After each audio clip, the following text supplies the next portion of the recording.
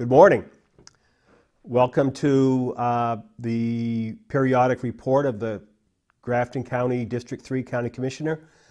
I'm Omer Ahern, and I'm going to start off by reporting on our last Commissioners meeting, which was held yesterday, May 16th. And our meetings are up in North Haverhill in the County Administration Building on the Dartmouth College Highway. And our meetings start at 9 o'clock. Again, our meetings are every Tuesday morning starting at 9 o'clock. The first report that we heard was from Nancy Bishop, the Human Services Administrator. Nancy is the person who keeps track of the Medicare and Medicaid situation between Grafton County and the state of New Hampshire. And she also coordinates the financial activities among all of the towns and city in Grafton County and Grafton County in terms of payments between the towns and the county. And she also provides us, these financial reports on monies that are advanced by the county for different types of care, in-home care, Medicare and Medicaid care. And she's also keeping an eye on different legislation that will affect the county. The big issue right now is Senate Bill 155 that I think is just about finished being heard. And that Senate Bill 155 deals with the Part 2 of the Medicaid situation under the Affordable Care Act, called managed care in the nursing home setting. And that managed care, step 2, is going to have a very detrimental, significant financial impact on all of the county nursing homes in the state of New Hampshire. So the county's association has been working with the legislators in the Senate and in the House to try to hold off on the implementation of this Part 2 in order to give more time to see exactly and show to the legislators exactly what the detrimental effects would be to the taxpayers and to the Medicare and Medicaid recipients.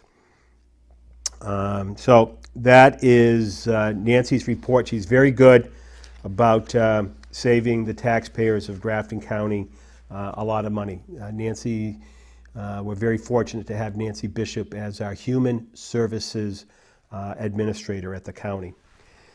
The second person on the agenda was Jim Oakes, the Maintenance Superintendent. And Mr. Oakes had nothing but a lot of unhappy news for the county commissioners. And Mr. Oakes is very good about providing us with a detailed monthly report as to all of the maintenance issues that arise at the county complex. As I've said in the past, we have about a 20-acre complex up there in North Haverhill on the Dartmouth College Highway. That 20-acre complex consists of the county courthouse, which not only has the Superior Court in it, but it also has the circuit court, and the Sheriff's Office and the County Dispatch are all contained, County Sheriff's Office are all contained in that building. Probation and parole from the state of New Hampshire are also there. Then we also have the very large Department of Corrections facility, and we have the farm buildings, the maintenance shop, and of course the nursing home and the administration building. So Mr. Oakes and his crew are all responsible for keeping an eye and keeping everything going up there. Actually, he gave us a rundown of how many positions are in the maintenance department.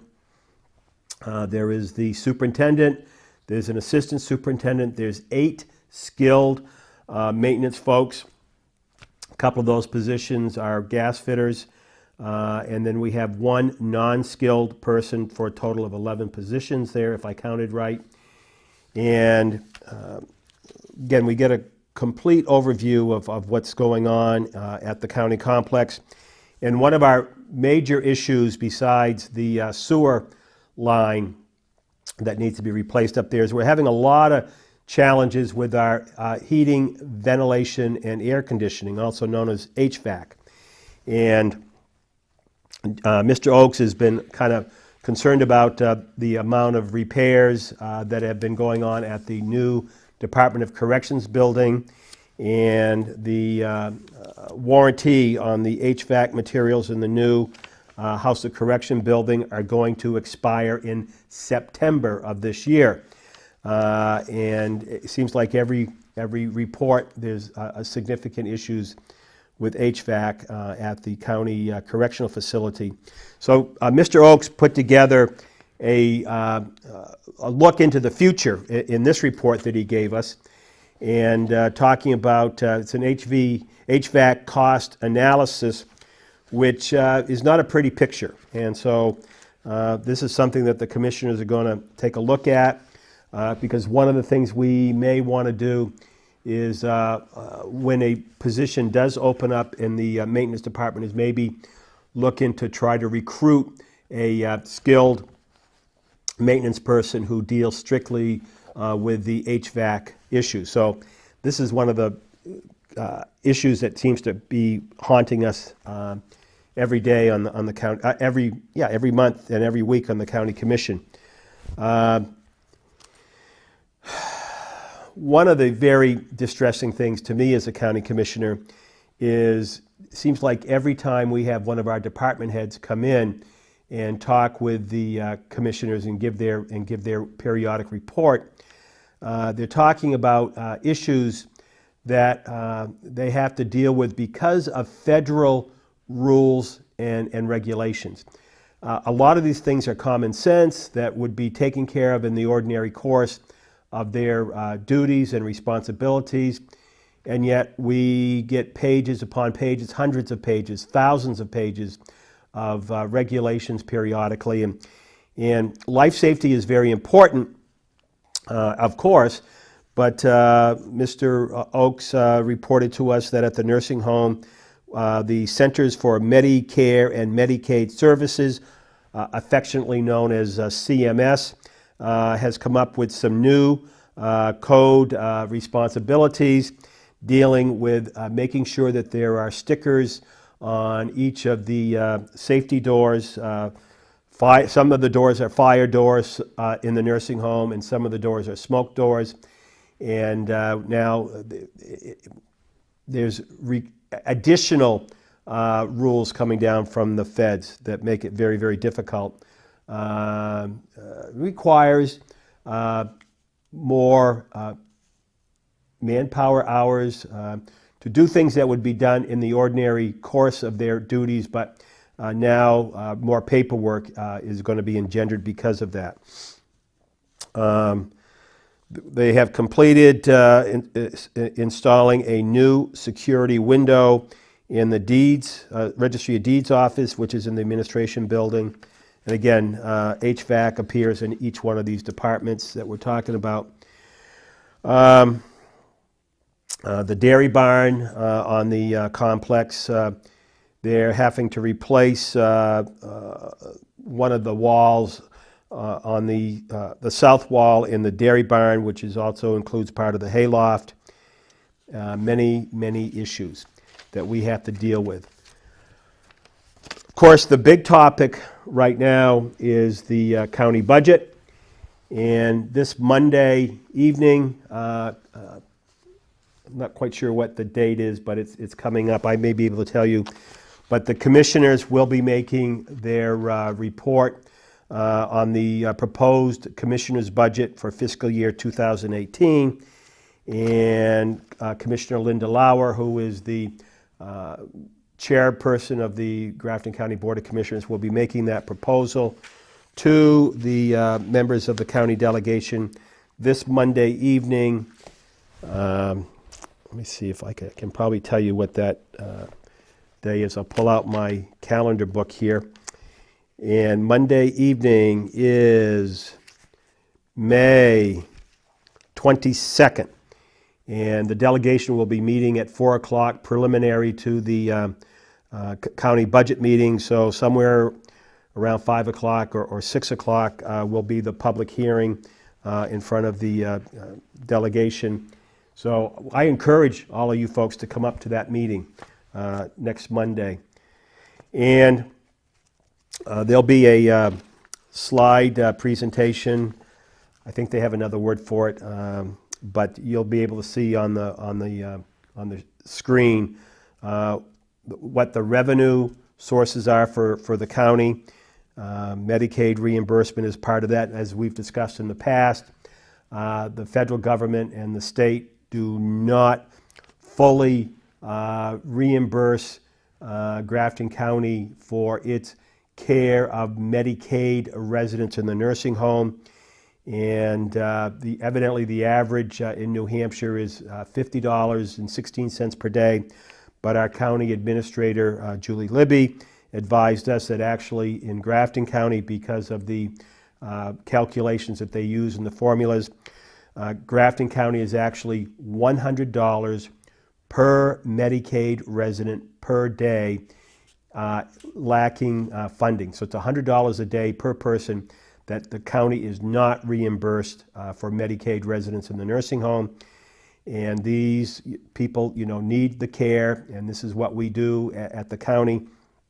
But again, because of all the rules and regulations coming down from the feds and from the state, there's all this extra cost that's involved, resulting in this $100 per day deficit in their reimbursement. We do get some money from the Department of Corrections and some of the programs that they offer to the inmates. The Sheriff's Department receives some income. Registry of Deeds actually brings in more revenue than is actually expended to host that department in the county. And again, the nursing home gets a certain amount of income as well. But the lion's share of the county income is county taxes from you folks out there. In fact, in fiscal year 2018, we are anticipating, depending on how the delegation handles the budget, but under the proposed commissioner's budget, the taxpayers are going to be paying out $25,352,328 on top of all the other sources of revenue. So it's discouraging. It's discouraging for me as a county commissioner, and we'll just keep trying to do the best we can. However, as I said before, it's the county delegation, all the folks that serve you in the House of Representatives in Concord, also known as the General Court. Besides being your state representatives, they are also members of the county delegation, and they are the folks that are going to be approving the budget, adjusting the budget, or disapproving of the proposed commissioner's fiscal year 2018 budget. So you'll get to see the budget comparisons between fiscal year 2017 and fiscal year 2018. For example, in the Department of Corrections, we're seeing a 3.51% increase in that budget. Community Corrections is seeing a 4.79% increase. Night Watchman, the county farm is seeing a 3.52% increase. That was going to go up even higher because of some of the equipment that the farm wanted to purchase, but the commissioners did ultimately vote not to include the new tractor and some of the other new equipment. Wages and benefits adjustments, that's up 20.24%. Capital outlay, 53.87% increase. That's a $148,974 increase in the capital outlay over fiscal year 2017. So it's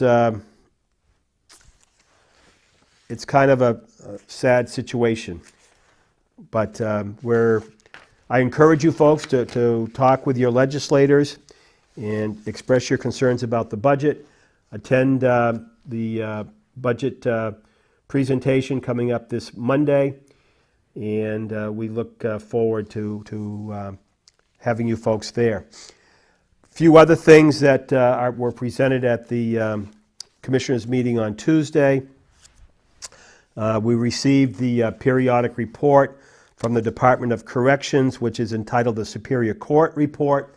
And this report, again, is provided to us every month. It is a listing of all of the inmates or the residents in the Department of Correction, what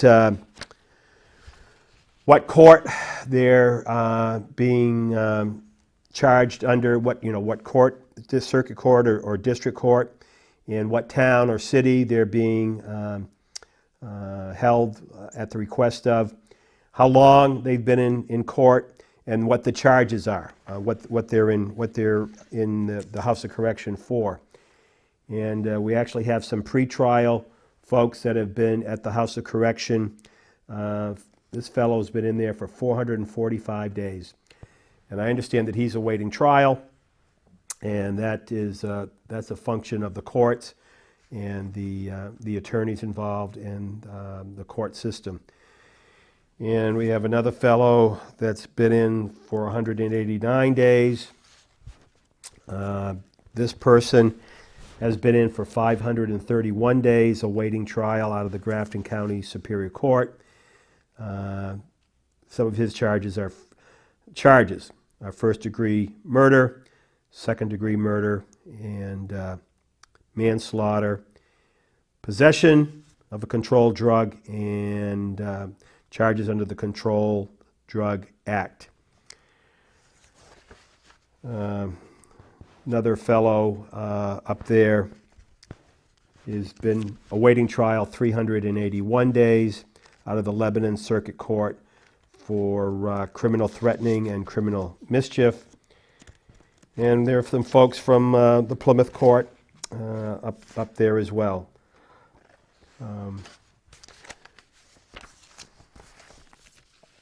We also received a report from the County Attorney's Office.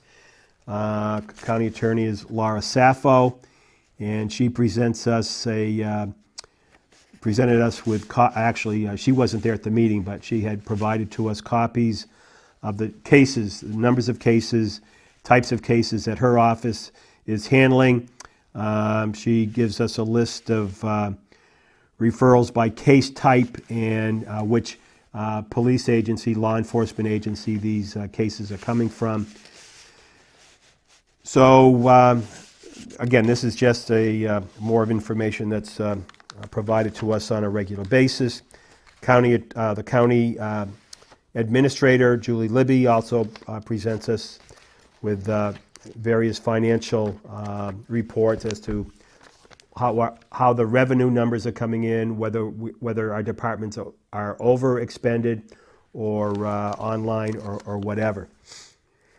The county commissioner's office will be closed on Monday, July 3rd. We approved that.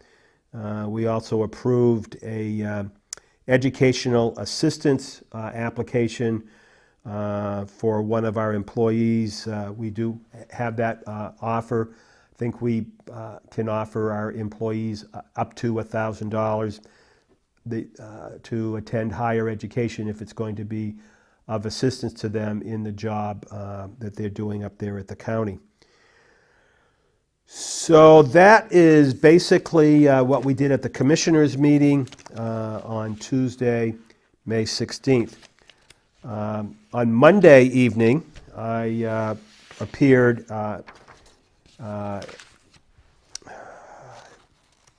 before the Campton Board of Selectmen, and I talked with them about what's going on at the county and talked about the budget and other things. And so one of the things that I try to do is periodically offer to attend select board meetings in the 15 towns that I represent here in Grafton County, the southeastern part of the county, District 3. And so tomorrow evening, Thursday, I'll be appearing at the Bristol Board of Selectmen. That would be on the 18th of May. I'll be appearing in front of them just to share with them what is going on at the county, answering any questions that they might have. Then I'll be appearing again at the invitation of the folks, the Board of Selectmen in the town of Warren. And I do hope to be calling on the Plymouth Board of Selectmen, the Holderness Board of Selectmen, the Hebron Board of Selectmen, and all the towns, make myself available. The only other thing I would like to share with you is, again, I'm Omer Ahern Jr. I am the District 3 Grafton County Commissioner. I can be reached at my office. My office phone number which is the only telephone that I have. I do not have a cell phone. So my office number is 536-2224, 536-2224. I also have an email address. My email is omer.ahern.jr,